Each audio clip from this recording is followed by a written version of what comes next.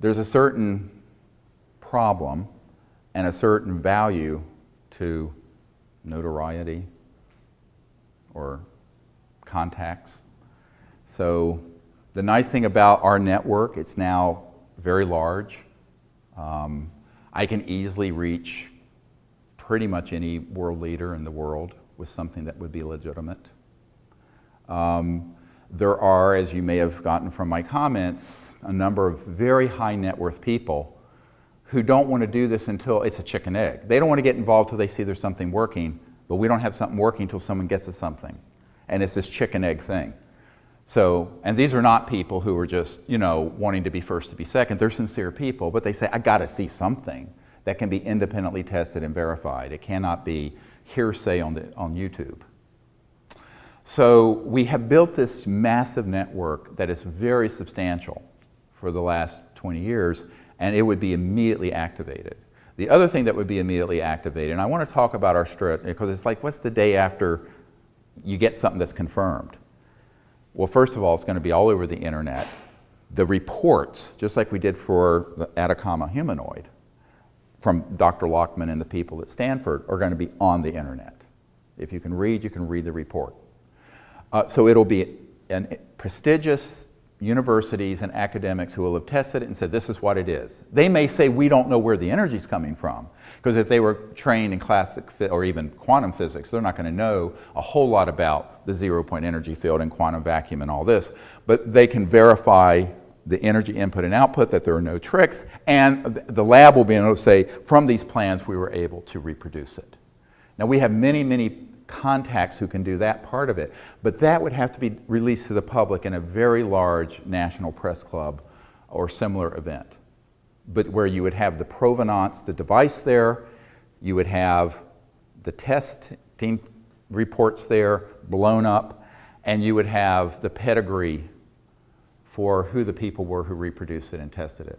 Because extraordinary claims require extraordinary evidence. So one of the few things I agree with Carl Sagan on.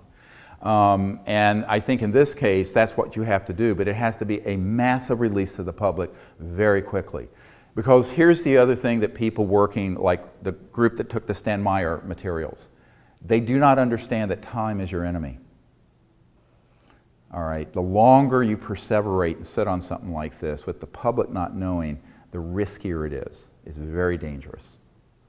So you would want to you don't want to jump the gun and say you have something when you don't.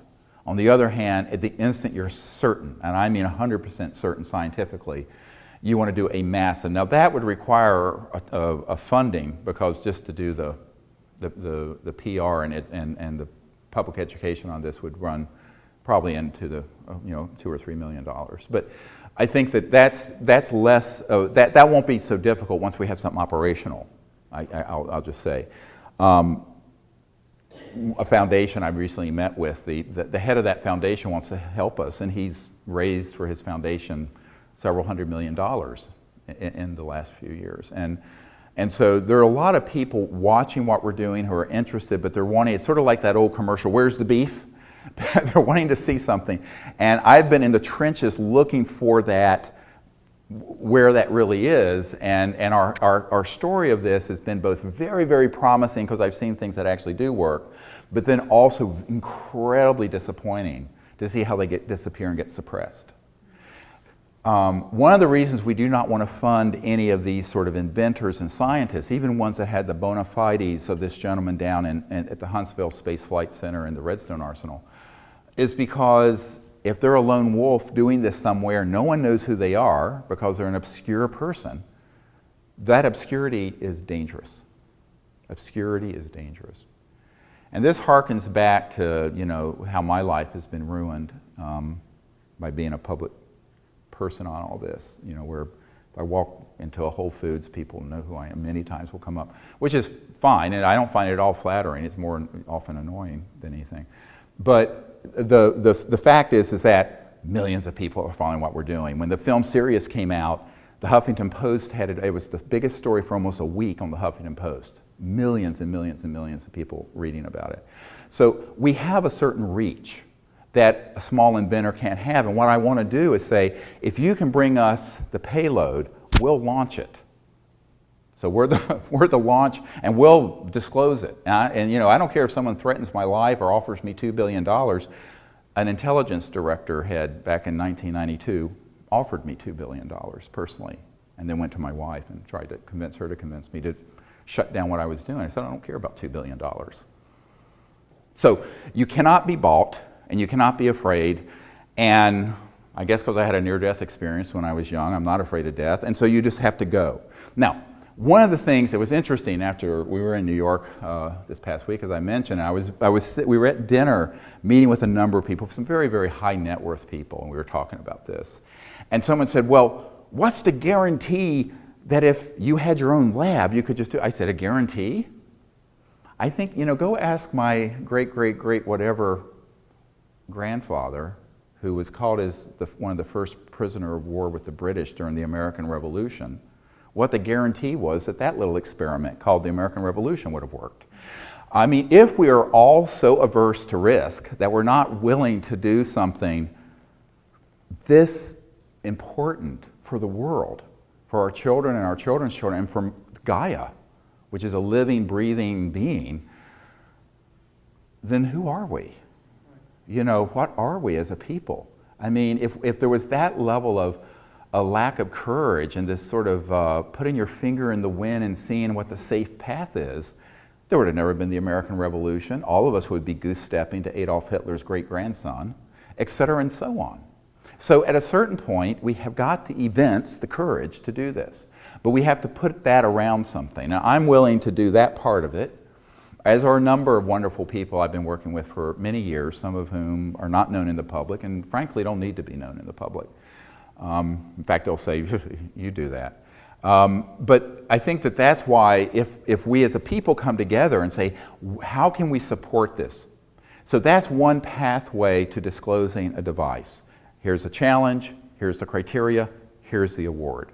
There's another one, and that was the impetus for the film Sirius. Now, the film Sirius, as you all know, has been phenomenal. It was the largest crowd-funded documentary in history, period, to this day. It has been seen by millions of people in the world, but most of the people who've seen it have seen it on pirated sites for free. The intent of the film was that it would become sort of a rallying call for the public to provide the donation so that we could open out near the University of Virginia where we live in a wonderful area where there are a lot of talent.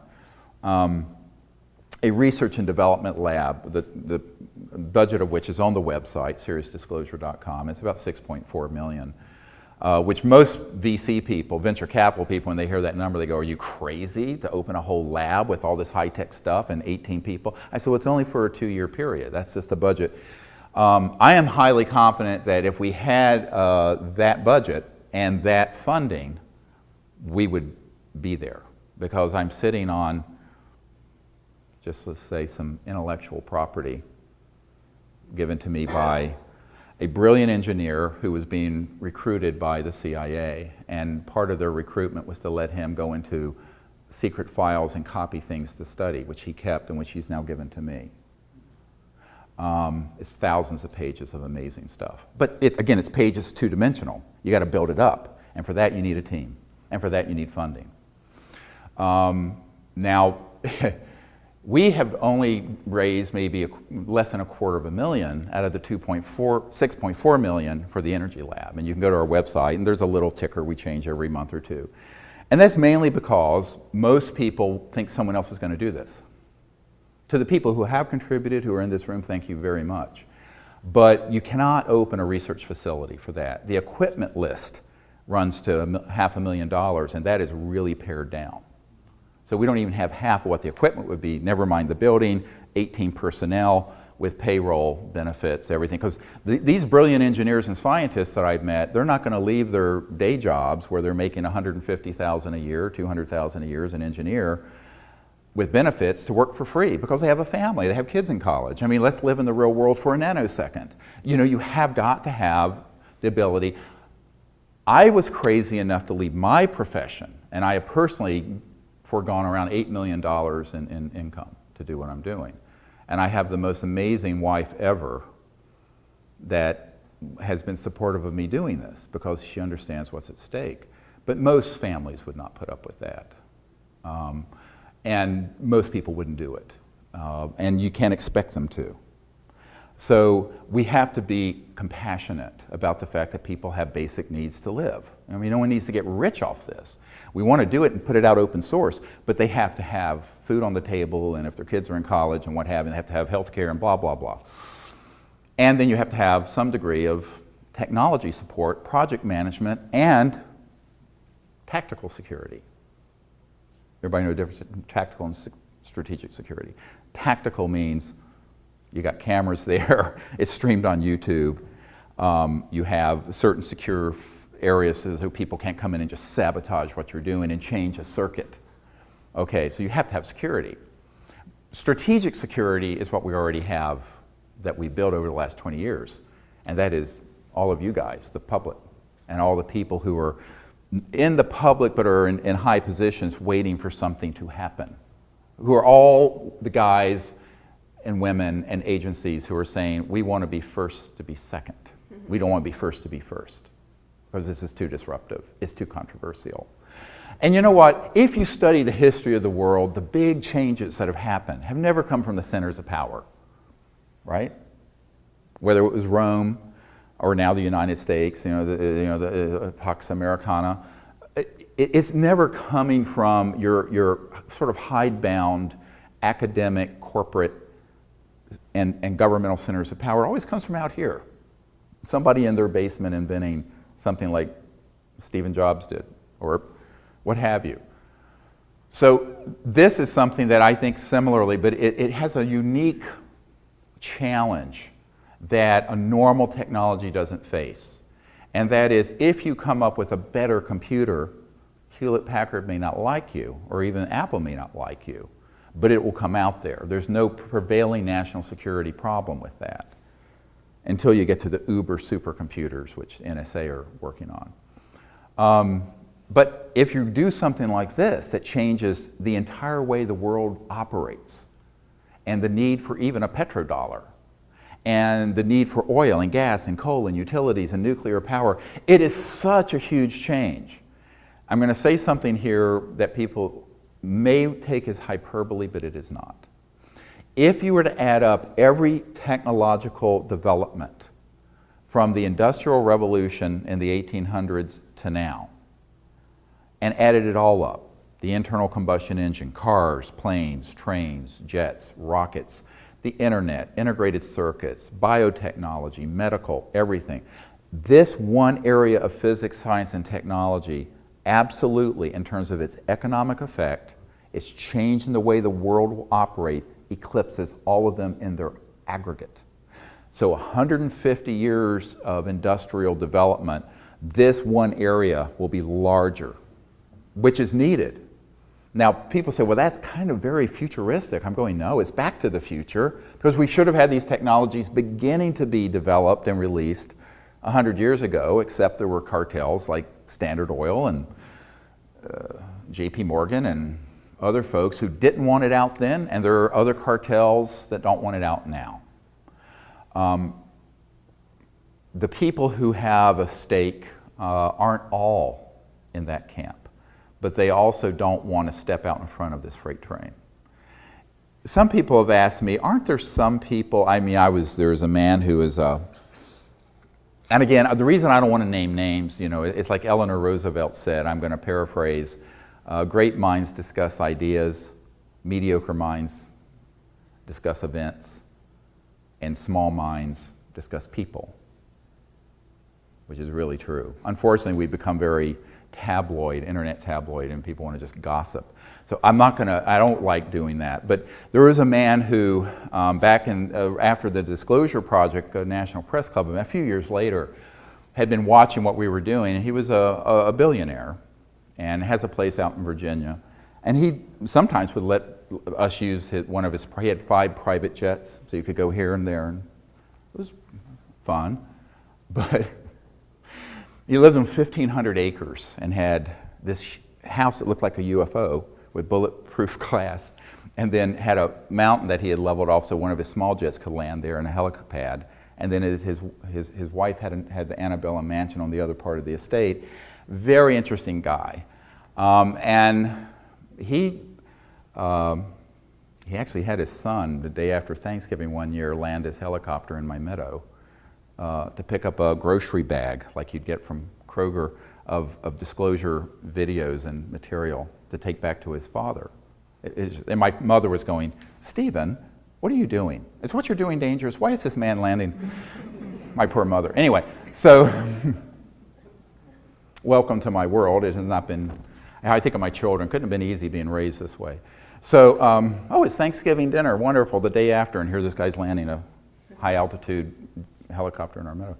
But the scion of this family, very interested in all this, so he eventually invites me out to his estate, and we meet, and he has pictures of himself with Ronald Reagan and all these people from all over the world, and I'm going, oh, cool. So he was very nice. He made a $100,000 donation to Disclosure Project so we could publish and move out the briefing materials into the disclosure book and all that stuff, and get it at a very inexpensive cost during that period out to as many people as we could, kind of subsidized. And I said, well, that's great, thank you very much. I said, well, what we really want to work on right now, the next phase of disclosure, because we've done the thing with all the witnesses and stuff, and there were 800 million people, by the way, around the world saw that. Let's do the next phase and bring out the technology. He says, oh no. Hey, this guy's 85 years old. And I said, look, come on, you're in your 80s. Let's take a chance on this. He says, no, it's too dangerous. Now, this is a guy who, out the tailpipe of his Gulf Streams, and he had 5 jets, could have funded this entire energy research lab, no problem. I mean, it's this unbelievable amount of wealth. But he says, no, back in the late 60s, I knew the head of General Motors, because this man was an industrialist. And I said, yeah, so? And we're having lunch at his home at this flying saucer house. It was hilarious. And I said, well, what did you learn? He says, I learned that GM already had these technologies, that they were on a black shelf, but that this executive felt that it was time to end the secrecy on it, and so that every GM car coming off the conveyor belt would be electric, but not have to be plugged in. A true electric car, like what Tesla ought to have. And 2 weeks later, this executive was found dead of an apparent suicide. And he said, every single one of us knew that this man was not suicidal. But he was doing this from within GM and in a clandestine, in a way that was very quiet, and he was making too much noise, and he's dead. Now I said, well, can you prove that he was killed by some dark elements? He says, no, but everyone knew that's what happened. And I said, for that reason, I'm not willing to help. I said, what if you move the money through an offshore entity? No, they'll know where the money came from. Because they would. They'd absolutely know instantly. And he says, well, are you afraid for your own safety? He says, oh, I don't care, I'll be dead in a couple years. Here's his old curmudgeon, fantastic. He says, but I have my children and my grandchildren fly around on my planes, and there could be a malfunction. He says, I'm not willing to do that. How many billionaires like that have I met with? More than a dozen. Every time it's a similar line. It's either, I don't want to get involved in this, something this controversial, or I'm afraid something could happen to my interest or whoever, or, so the ones who know how the national security superstate works, which is ruthless, rogue, and criminal, don't want to step in, touch this third rail and get zapped. The ones who don't know are just sort of, if they don't know about that, then what their concern is that their peerage will be upset with them. What do I mean by peerage? People that they work with who would be adversely affected by such a disclosure of a technology like this.